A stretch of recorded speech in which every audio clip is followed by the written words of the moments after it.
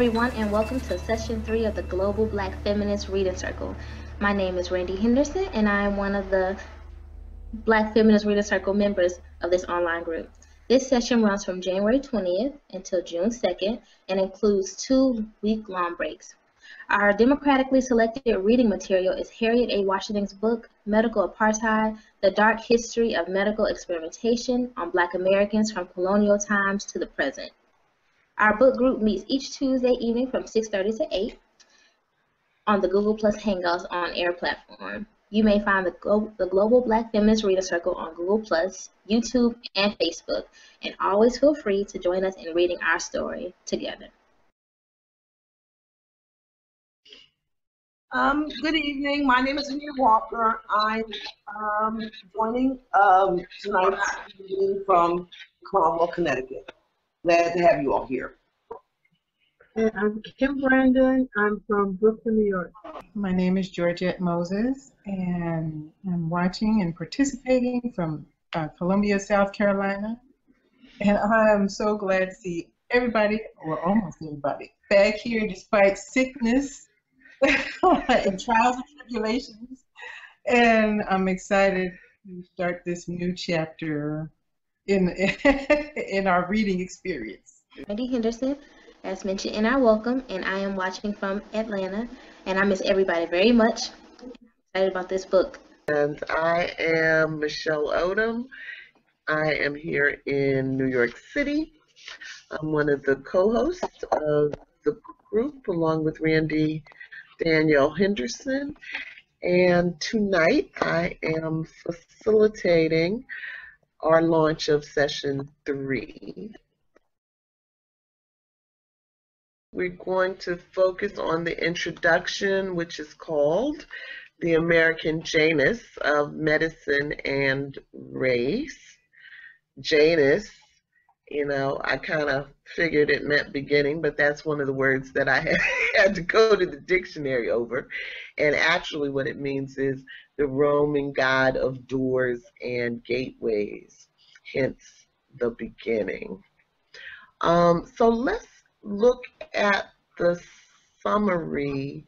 In the introduction, author Harriet A. Washington cracks open the door on the journey she will guide us on, offering glimpses of the people and scenes we will witness behind the deafening silence. She outlines the book as follows. Medical Apartheid consists of 15 chapters organized into 3 parts. Part 1, A Troubling Tradition, takes a chronological approach to the role of African Americans in early American medicine. It stresses the experimental abuse and exploitation of African Americans from the first encounters in the New World through the post-Civil War era and then up until the Tuskegee syphilis study, which began in 1932. Part 2, The Usual Subjects, covers the period from the early 20th century to the present day in a roughly chronological manner. However, it departs from strict chronology in favor of an analysis of specific types of vulnerable subjects, children, soldiers, and hospital patients, used in research conducted by institutions ranging from the federal government to private corporations. Part 3, Race, Technology, and Medicine, examines contemporary research issues, including genetic research, investigations into emerging diseases, and bioterrorism. In the epilogue, Medical Research with Blacks Today, I discuss how the worst abuses have been replaced by more subtle threats to the rights of the individual to choose whether and when to participate in medical research. Finally, the appendix directs readers to a wealth of guidelines and regulations to help them navigate clinical trials. Washington confidently asserts Black Americans do not need me or anyone else to inculcate a fear of medicine. Medical history and practices have long since done so. Medical apartheid is my attempt to document at long last and as finally fully as possible how and why this has happened. Washington is not a medical doctor and uses part of this chapter to share her credentials earned in various aspects of the field and how that experience led her to do this work. She also shares the resistance she encountered about writing this book from some doctors. Washington notes that this book is about the African American experience and makes no attempt to document the abuse of Black people by medical research industry around the world. Thus, she opens with a lens on J. Marion Sims, MD, a surgeon who practiced medicine in the 1800s, and goes on to offer disparate health indicators between Black and whites that persist to this day. Disparate, beg your pardon. While also giving us a view of breadth, and depth of the kinds of abuses we have learned more about in the areas of medical research, and leading us to more comprehensive treatment of specific incidents. Ultimately, she defines medical apartheid this way. The much bewailed racial health gap is not a gap, but a pronounce that word, chasm. Wider and deeper than a mass grave. This gulf has riven our nation so dramatically that it appears as if we are considering the health profiles of people in two different countries. A medical apartheid.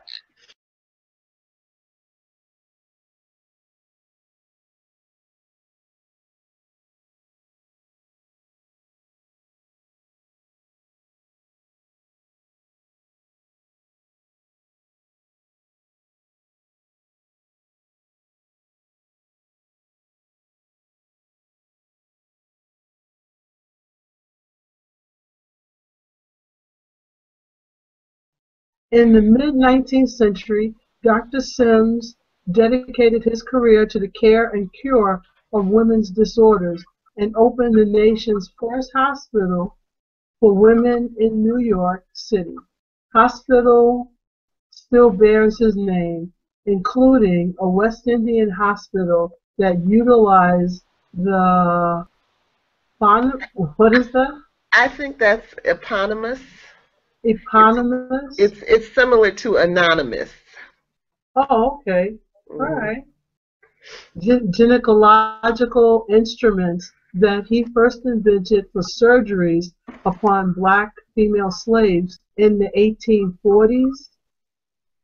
How does it feel to know that someone who was so heartless towards Black women is, to this day, highly revered in some circles?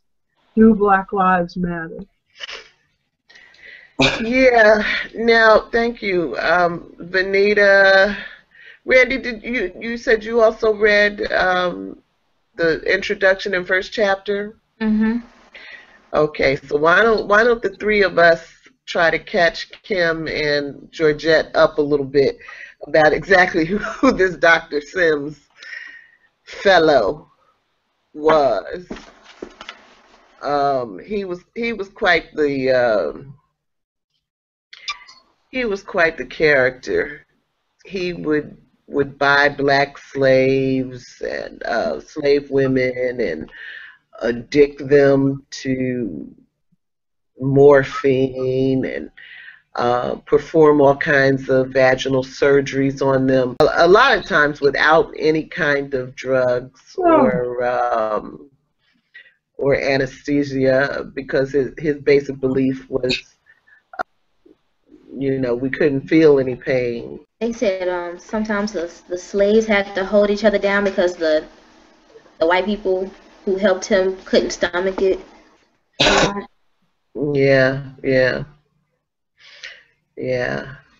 Couldn't stomach the screams and shrieks of the women who were having their genitalia sliced and diced by this man who became a respected and highly sought after gynecologist in his own time. So after he had perfected or gotten good with various surgical techniques by practicing on black women, he was then able to take those techniques and parlay them into a real profitable career helping white women. And so this is why hospitals are named after him and statues erected, and she talks about the example of even a West African hospital bearing his name to this day because he is known for the advances in gynecology. But so that's who we're talking about. Venita, would you add anything to that description? No. Illustrious Dr. Sims. No, it's just pretty disgusting for me. So. Yeah. I'm sorry. I'm not trying to fall apart you, but it just really. I know. There are folks that know this before Miss Washington wrote this book, and it's okay. You know, I mean, our country, you know, where we are, folks know these things, even if a lot of folks don't, and it's like it's okay. We'll still reverend this man, you know. I missed that because my internet just dropped out for a minute. What'd you say, Venita? No, I just said that, you know, although Miss Washington, Harriet, you know, has written this book to educate folks on these medical torturous procedures that these Dr. Jekylls and Mr. Hyde perform on black people. It amazes me that there are people out there, particularly whites, that I'm sure, and doctors or in the medical field, that know of this man's history, of his past, but still his name is still on hospitals. His name is still revered. Right. I mean, any good that he might have done somewhere down the line, I find it hard. Maybe, you know, he did some research and came up with some BS. But still, with the dark side of that, you would think that it would cut into his reputation just a little bit. Just a little bit. But that's just not normally how it goes, period, anyway. Yeah. I'm just amazed. Yeah, yeah. Well, and, you know, I think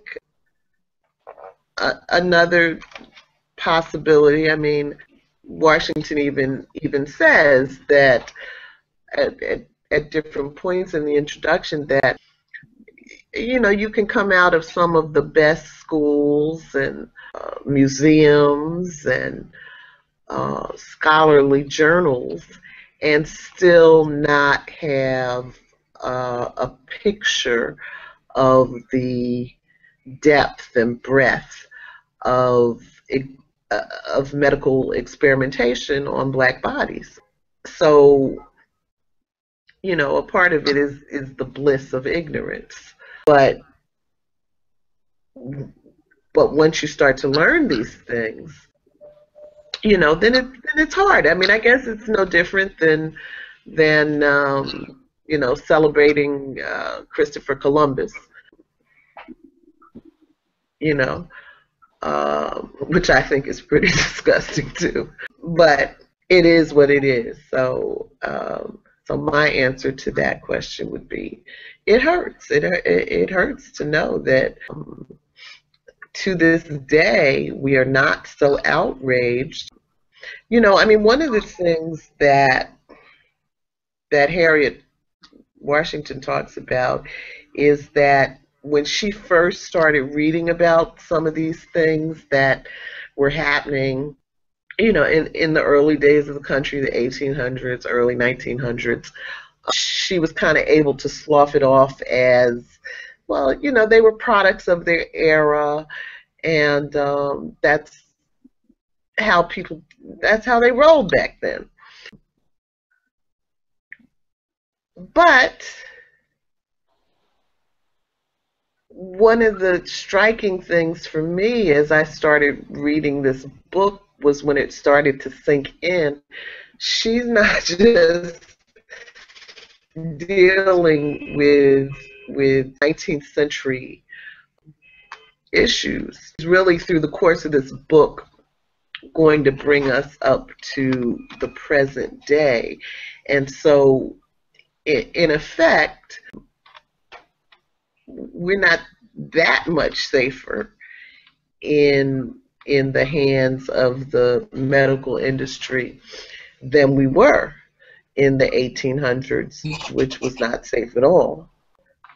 And so, you know, it becomes harder and harder to sort of excuse the ignorance of the past when we haven't really made. I mean, we've made significant progress, I guess, or you know, that's what I want to believe. But we still have a long way to go. So I'm not sure that ignorance is okay.